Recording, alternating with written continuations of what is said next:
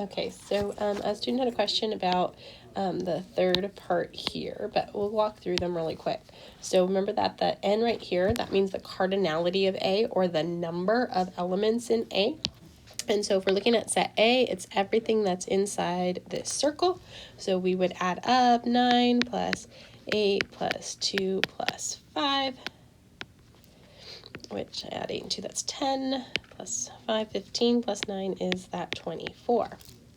For the next one, we're again looking at cardinality, but this time it wants A intersected with C. A intersected with C is the overlap. So we're looking at this part right here because this whole thing was set C and set A. And so we add 5 plus 2, which is 7. Now for the last one, we start by looking at intersection of A and B. So that would be this part here. A intersected with B. But then it wants us to intersect with C complement. That means everything not in C. And really that's just a way of saying, let's like take all of C out. We don't want anything that's in C. It's everything else outside of C.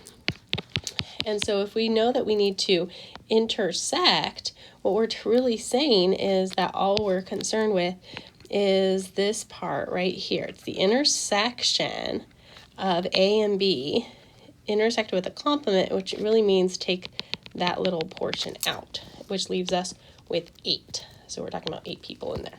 Hope that helps.